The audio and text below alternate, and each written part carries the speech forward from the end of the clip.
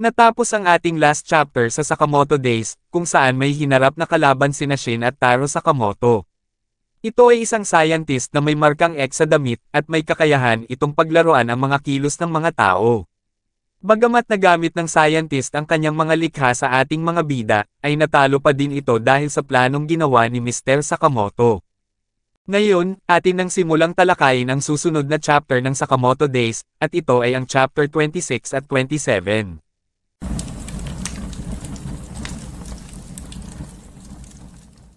Nagsimula ang chapter, kung saan sabay na tumatakbo sina Shin at Taro Sakamoto sa unang palapag ng basement habang sinasabi ni Shin, na ayon sa mga tao sa lab, si Lo ay maaaring nakakulong sa ika-4 na palapag. Inisip ni Mr. Sakamoto na magmadali na sila, habang naalala ni Shin ang sinabi ng isang scientist, na maging alerto kayo. Habang mas lumalalim kayo sa ilalim ng pasilidad na ito, mas maraming bitag ang naroon. Sinambit ni Shin kay Sakamoto, na alam mo, yung laban kanina, pinatunayan mo sa akin na ikaw ang ultimate fighter, Mr. Sakamoto. Inisip ni Taro, na saan galing yan, habang sinabi ni Shin, na yung organisasyon na sinalihan mo noon, ang order, lahat ba ng miyembro doon ay kasing lakas mo? Inisip ni Sakamoto, na iba-iba sila, sabihin na nating 10 kayo, laban sa isang miyembro ng order, lahat kayo ay matatapos sa loob ng 6 na segundo. Sinabi ni Shin, na kulang sa 1 segundo kada isa. Ganon ba talaga sila kalakas? Yung sinagumaw na yun, parang hindi naman ganon kagaling. Sinambit ni Mr. Sakamoto, na kung sakaling makaharap mo ang order, ay magkunwari kang patay, habang sinaad ni Shin, na huwag mo akong gawing katatawanan. Bigla namang may isang butas ang lumabas sa inapakan ni Taro Sakamoto, at ito ay nahulog pababa na ikinatakot ni Shin. Inilipat naman ang scene sa ika-5 palapag ng underground, kung nasaan ang mga kalaban. Sinabi ni Kishima, na nakakainis, pagkatapos natin makuha ang lab at naging maayos ang lahat, gayunpaman, ang napakahusay kong team ay laging nakasuporta sa akin. Tama ba, Mr. Onigahara at Mr. Takamido? Ngayon naman, ipinakita kung ano ang nasa harapan ng mga kalaban, at ito ay ang grupo ng order na sina Mr. Shishiba at Osurogi. Ang napakaraming tauhan ng mga kalaban ay pinabagsak nila habang sinabi ni Shishiba, na tignan mo, hindi ba sinabi ko na sayo, Osurogi? 3 malalaking isda, yung maliit na kaguluhang ginawa natin dito sa Basement 5 ay naging epektibo. Sinambit ni Kishima, na ang order, anong kailangan ng mga alagad ng asosasyon mula sa amin? Dapat turuan kayo ng mas mabuting asal. Ipinakilala ang kasamahan ni Kishima at ang nakamaskara ay ang boss ng Basement 4 na nagngangalang Onigahara, habang ang isa ay si Mr. Takamido, ang boss ng Basement 3. Sinabi ni Shishiba, na huwag kayong magalit. Nagsasaya lamang kami ng kaunti. Ang lugar na ito ay parang isang maze, at nawala kami. Sinaad ni Kishima, na pasensya na. Hayaan nyo kaming tulungan kayong makalabas. Sinambit ni Shishiba, na sa totoo lang, hinahanap namin si Sir, kung nandito siya, gusto namin siyang patayin. Sinabi ni Kishima, na ang master ay wala dito. Si master ay napaka-busy, ang lab na to ay aking sariling proyekto. Sinaad ni Shishiba, na hindi na yan importante, nilabag niyo ang mga batas ng JAA laban sa paggawa ng ilegal na mga armas at paggamit ng mga hostages para sa extortion, pasensya na, pero kailangan niyong mamatay. Sinambit ni Kishima, na hindi ito katanggap-tanggap, paano kita mapipilitang umalis. Sinabi ni Shishiba, na sandali, bago tayo magpatuloy, maaari ba akong gumamit ng banyo nyo? Bigla namang nilapitan ni Takamido at Onigahara si Shishiba at sinabi, na boss. Pwede ko bang patayin ang lalaking ito, habang sinaad ni Shishiba, na aba, napakalapit mo. Sinabi ni Kishima, na gawin nyo lang ang gusto nyo, Mr. Onigahara at Mr. Takamido. May biglang lumabas na mga patalim sa likod ni Onigahara, habang sinambit ni Osurogi, natapos ka na ba sa mga taon na ito, Mr. Shishiba, habang sinaad ni Shishiba, na teka lang Osurogi. Agad na kumilos si Osurogi at pinutol ang mga ulo ng dalawa nilang kalaban gamit ang bilog na chainsaw. Sinabi ni Osurogi, na ay, hindi ka pa ba tapos, habang sinambit ni Shishiba, na hindi. Gusto ko lang sanang lumayo upang hindi mo ako madumihan. Humingi naman ng tawad si Osurogi, habang sinaad ni Shishiba, na hindi ako nagagalit. Kaya nga nagsuot ako ng cheap na damit. Sinambit ni Osorogi na pero may dugo ka na, habang sinabi ni Shishiba na nahirapan ka bang makipagkaibigan, hindi ba? Bigla namang napatingin ang dalawa kay Kishima, kung saan ito ay lumuluha at sinabi, na bakit? Wala bang halaga sa inyo ang buhay ng tao? Ano bang ginawa nila sa inyo? Lahat ng mga kawawang kaluluwang pinatay nyo ng walang pakundangan, lahat sila ay maaaring may pamilya at mga kaibigan, wala ba kayong pakialam sa nararamdaman ng ibang tao? Hay, mga kawawang kaluluwa. Inalis ni Kishima ang tahi sa kanyang kamay habang sinasabi na mas mabuti pang tapusin ko na kayo. Ang mga walang respeto sa kabanalan ng buhay ng tao ay wala silang karapatang tawaging mga assassins. Sinabi ni Osorogi na pumapatay din sila ng tao, di ba, habang sinambit ni Shishiba na ang dalawang pamantayan ay nakakakilabot. Mamatay ka na. Mabilis namang inatake ni Kishima si Shishiba, at ang kanyang necktie ay naputol at ang kanyang dibdib ay nasugatan.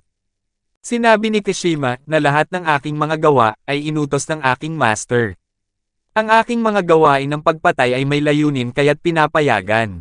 Mabilis ding kumilos si Shishiba, kung saan ginamit niya ang kanyang martilyo at binali ang leeg ni Kishima. Sinambit ni Shishiba na ganun ba?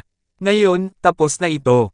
Bumagsak sa sahig ang katawan ni Kishima habang sinabi ni Osorogi na okay ka lang ba, Mr. Shishiba? Sinaad ni Shishiba na huwag kang maging mangmang, sinusuri ko lang siya, sa baseball, hindi ka naman tatama sa unang pitch, di ba? Bigla namang tumayo si Kishima at itinuwid ang kanyang ulo na napansin ni Shishiba. Sinambit ni Shishiba na ano ngayon, habang sinabi ni Kishima na pasensya na. Mayroon lang akong artificial spine, kita mo. Bigla namang bumagsak si Mr. Sakamoto sa itaas ni Kishima na naging dahilan upang bumaon siya sa sahig. Hindi inasahan ni Kishima ang nangyari sa kanya habang sinabi ni Shishiba na kamusta na. Matagal na tayong hindi nagkikita. Sinabi ni Sakamoto na ikaw ba yan Shishiba at inisip din nito na nasaan ako. Agad namang bumangon si Kishima at nagkaharap-harap na silang lahat. Kinausap ni Shishiba ang ating bida na mukhang nasa maayos ka na kalagayan, Mr. S. Sinambit ni Sakamoto na matagal tayong hindi nagkita, Shishiba. Kamusta na ang lahat? Sinaad ni Shishiba na okay lang kaming lahat, siya pala si Osorogi, siya ay bagong miyembro. Sa pagkakaalam ko ay hindi pa kayo nagkakilala. Pinagmasdan ni Osorogi si Taro at sinabi nito sa kanyang isipan na mukha siyang teddy bear. Sinambit ni Kishima na Sakamoto. Ikaw pala ang legendary assassin, ang tanging nakasugat sa X. Sinaad ni Sakamoto na anong sinasabi niya. Sino siya? Habang sinabi ni Shishiba na siya ang boss ng grupong kumuha sa lab. Kung ganoon, ay may alam ka sa X. Sinabi ni Kishima na hindi ko alam kung bakit kayo naparito, pero kailangan ko na kayong tapusin agad at iregalo kayo sa aking master. At pagkatapos ay pasasalamatan ako ng aking master. Nandiri naman si Shishiba sa kanya at sinabi na lalaki ba talaga ang tao na ito. Inalis na din ni Kishima ang kanyang isa pang kamay at lumitaw ang baril na nakatago sa kanyang braso. Sinabi ni Kishima na ngayon, kung pahihintulutan niyo ako, habang sinambit ni Sakamoto, na mukha siyang malakas. Isa siyang weapon man. Kinamusta naman ni Shishiba si Osorogi, habang patuloy lang niyang pinagmamasdan si Sakamoto at iniisip na isa siyang teddy bear. Inilipat ang scene sa manufacturing area at ito ay ang ika-3 palapag ng basement. Si Shin ay mabilis na tumatakbo habang sinasabi sa sarili na isang palapag na lang lo. Kailangan ko siyang makuha agad para makipagkita kami kay Mr. Sakamoto. Ayaw naming malate sa hapunan. Nasa paligid naman si Natsuki Seba kung saan agad niyang ginamit ang kanyang pagiging invisible at sinundan si Shin. Binato ni Seba si Shin na napansin naman niya at nagawa din niya itong maiwasan. Sinabi ni Shin na ikaw ang invisible bastard. Nagpakita na si Seba sa kanya at sinambit sa kanyang sarili na nakakapanghinayang, mas madali kapag hindi nila napapansin, mukhang kailangan ko pang magtrabaho para dito. Sinaad naman ni Shin na siguraduhon mong ligtas ka, Lu. Sinabi ni Seba na sino ang nakakaalam kung ganoon nga siya. Sumusunod lang ako sa mga utos, may bonus para sa pagpatay sa'yo, sandali, o baka naman ay dapat na buhay ka. Bahala na. Sinambit ni Shin na pasensya na, pero kailangan kong paalisin ka sa dadaanan ko. Wala akong oras para tulungan kang kumita ng ekstrang pera. Sinaad ni Seba na gusto kong mag-ipon ng 20 million yen bago ko maabot ang edad ng pagre-retiro, pero ayokong mag-overtime. Tapusin natin ito bago pa matapos ang oras ng aking trabaho. Pagkatapos magsalita ni Seba, ay agad itong nag-invisible habang inisip niya na ito ay matatapos ng mabilis. Napansin ni Shin kung nasaan si Seba, at nagawa nitong harangan ang kanyang atake gamit ang kanyang mga kamay. Inisip ni Shin na nagagawa kong malaman ang kanyang lokasyon dahil sa kanyang mga iniisip, pero wala itong kwenta kung hindi ko alam kung paano siya aatake. Bigla namang nakatanggap ng isang atake si Shin sa kanyang sikmura, habang nagpakita si Seba na may hawak na dalawang patalim at sinabi, na pero ayoko rin magtapos ng maaga, kaya't pahabain natin ito hanggang sa oras ng pag-uwi. Muli namang ibinalik ang scene kina Sakamoto, kung saan umiiwas ito sa mga atake ni Kashima. May mga tali namang lumabas sa kamay nito na kumapit sa damit ni Taro Sakamoto. Mayroon ding lumabas na baril sa bibig ni Kashima habang iniisip ni Sakamoto na tao ba talaga siya. Naglabas ng laser ang baril na nasa bibig ni Kashima, ngunit nagawa namang maiwasan ito ni Taro. Kinausap naman ni Shishiba si Sakamoto at sinabi na may mga bagay kaming kailangang asikasuhin, kaya't iiwan na namin to sayo. Sinambit ni Sakamoto na sige, ikamuste nyo na lang ako sa iba, habang bigla namang umatake si Kashima sa kanyang likuran at pinasabog ang ating bida. Sinabi ni Osoragi kay Shishiba na sigurado ka bang okay lang na iwan si Teddy, si Mr. Sakamoto. Sinaad ni Shishiba na oo. Halika na, dito ang daan patungo sa ating target. Sinambit ni Osoragi na ang teddy bear na yon ay hindi mukhang malakas. Mamamatay lang siya, kawawa naman. Sinabi naman ni Shishiba na oo, sa totoo lang, yung baliw na may mga patch na yun, medyo magaling siya, malamang magiging hamon siya para kay Mr. Sakamoto na out of shape. Pero sa ilang kadahilanan, hindi ko kayang imagine na mamamatay yung lalaking yun. Ibinalik na ang scene sa laban kung saan sinabi ni Kashima na ang ginawa mo lang ay umiwas. Nakakahiya ka, pwede bang hayaan mo na lang na patayin kita? Sinambit ni Taro Sakamoto na mahalaga sa kaibigan ko ang lab na to, gusto naming umalis kayo kasama ng inyong grupo. Sinaad ni Kashima na tingnan mo ito mula sa isang malawak na pananaw, ang pag-agaw namin ay magbibigay liwanag sa hinaharap ng mundo ng mga asasin, wala nang kahulugan ang mga kaibigan mo at ang kanilang mga interes. Kinuha ni Sakamoto ang ballpen na nasa kanyang damit at sinabi na hindi ko alam ang ibig mong sabihin, pero kung wala kang pakialam sa mga tao sa paligid mo, hindi mo makakamit ang anuman. Sinambit ni Kashima na akala mo ba'y sobrang talino mo. Siguro'y patay na ang mga espesyal mong kaibigan sa mga kamay ng mga tao ko.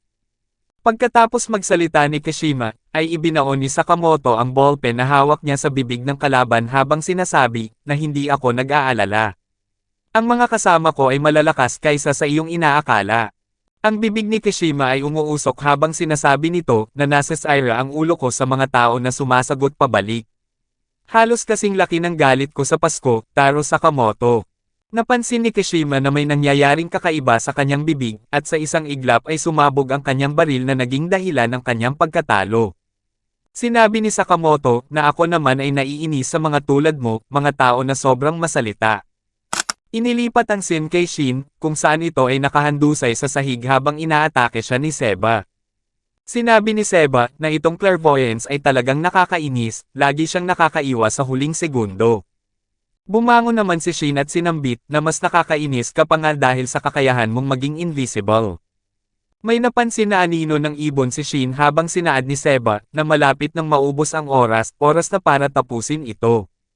Ginamit ni Seba ang kanyang patalim, at sinaksak si Shin na labis niyang dinamdam at tumulo din ang dugo sa kanyang katawan. Bago bumagsak si Shin ay nahawakan niya ang damit ni Seba at nalagyan niya ito ng kanyang dugo. Sinambit ni Seba na nagkalat ang dugo mo sa sarili ko, habang sinaad ni Shin na ngayon ay hindi na siya magmimintes. Sinabi ni Seba na anong pinagsasabi mo, habang may biglang dalawang bala ng baril ang tumama sa katawan niya. Ang may gawa ng pag-atake kay Seba ay si Hizuke, kung saan sinabi nito na tignan mo Pisuke, isang invisible man, talaga namang may mga interesting na tao sa mundo. Sinaad ni Shin na maganda ang timing mo, Hizuke. Dito na natatapos ang chapter 26 at 27 ng Sakamoto Days. Paki-like and follow naman po ng ating Facebook page, nasa description po yung link. Muli huwag kalimutang mag-like, comment, share at subscribe sa ating channel. Salamat!